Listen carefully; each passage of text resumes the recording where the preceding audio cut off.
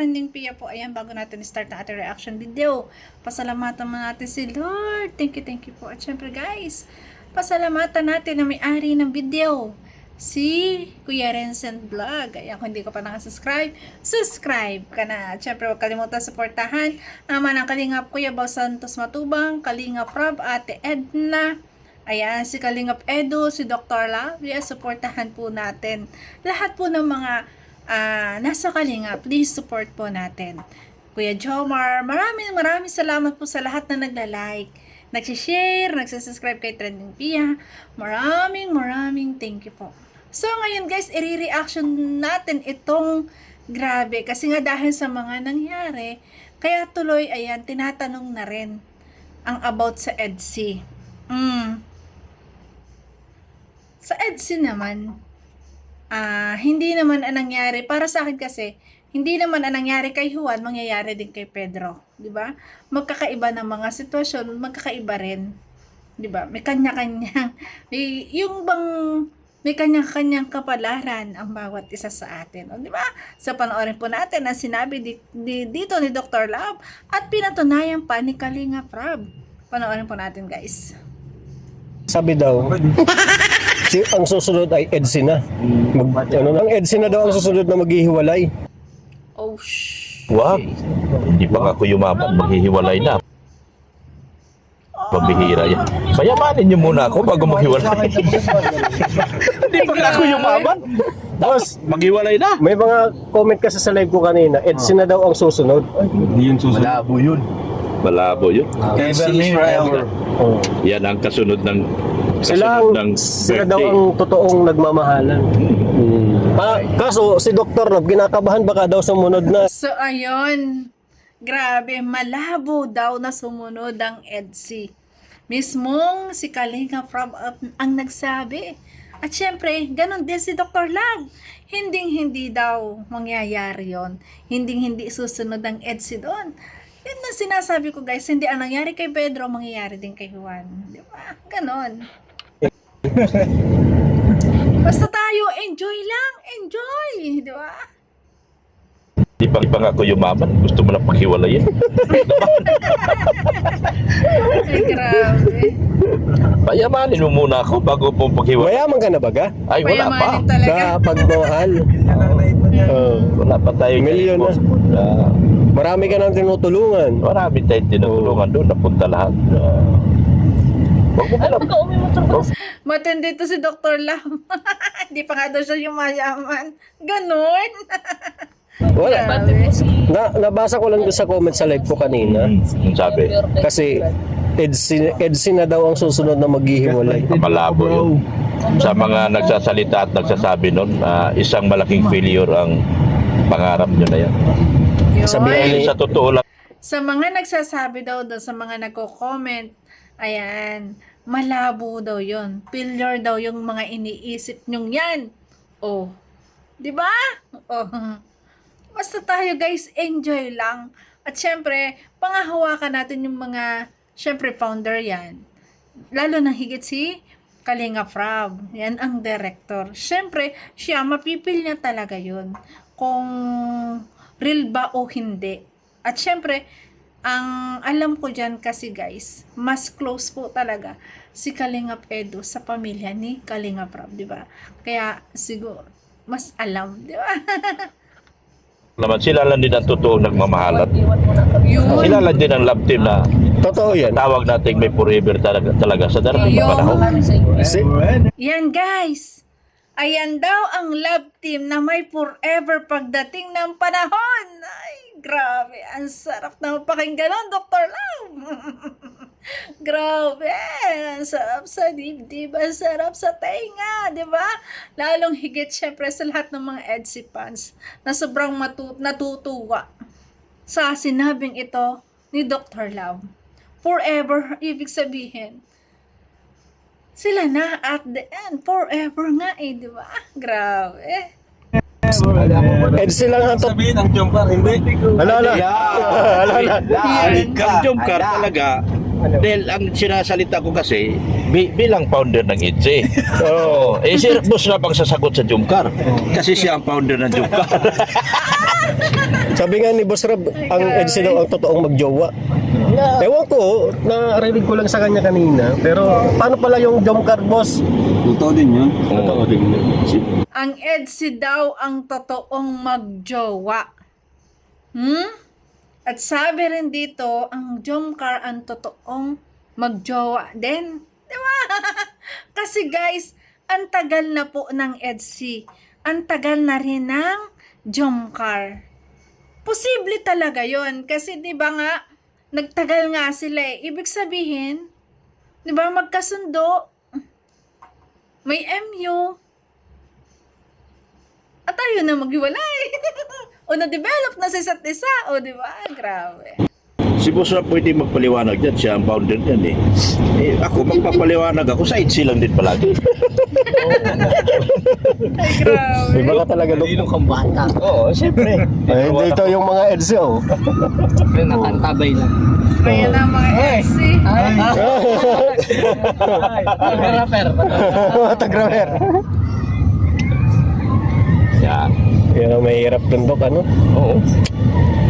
Yung, ang katotohanan dyan, manatili lang tayo magdasal, magmasid.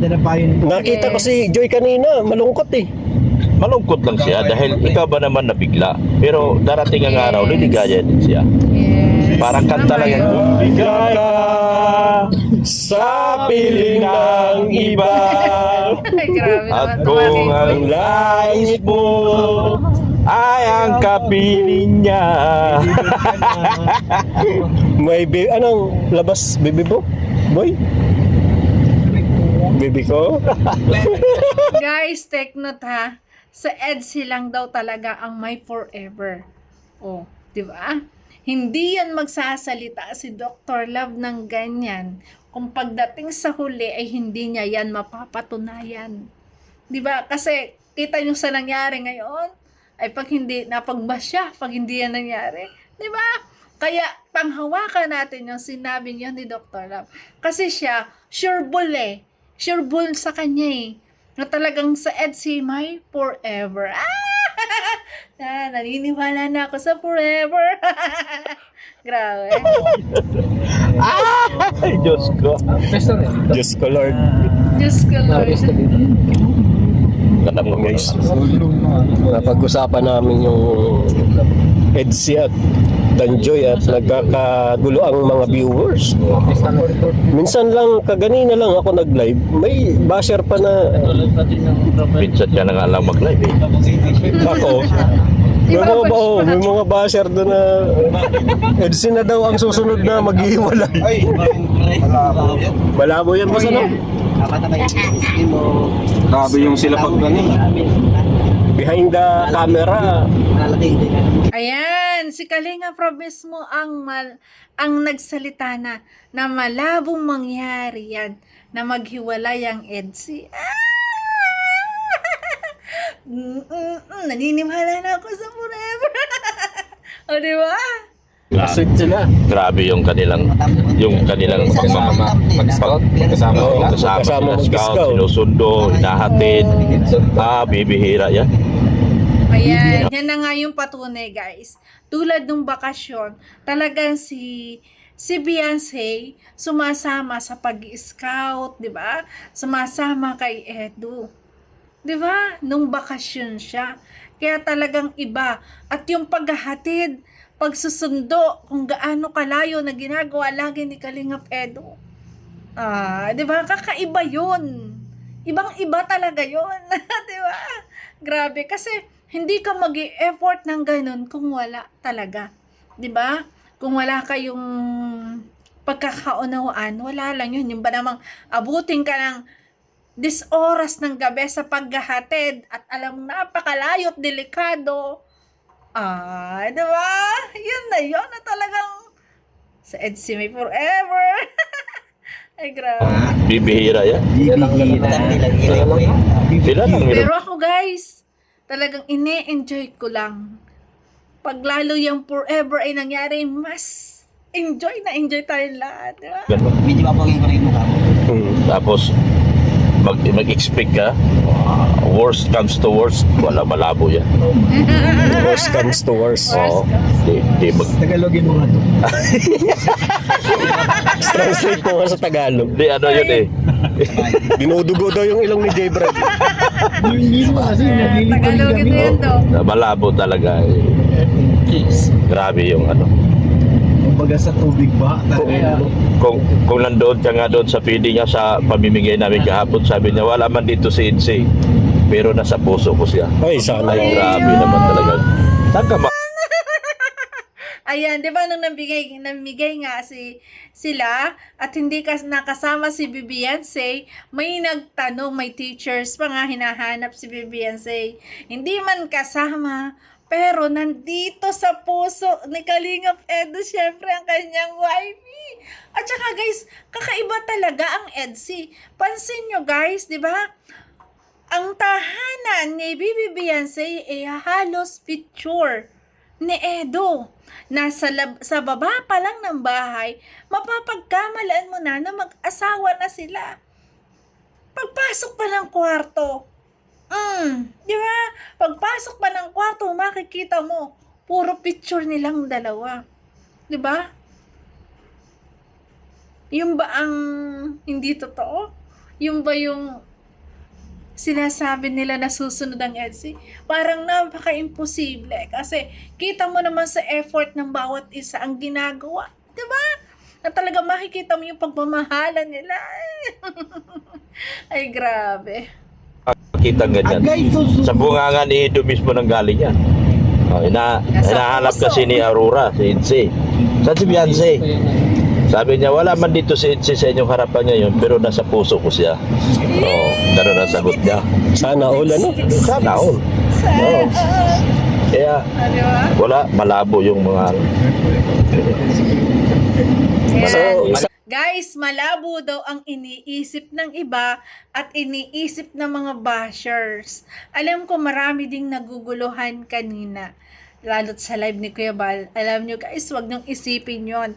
Ang mahalaga, happy tayo. Kasi may isip din naman tayo, maisip din naman natin. At saka, mararamdaman naman natin. At nakikita naman natin. Di ba?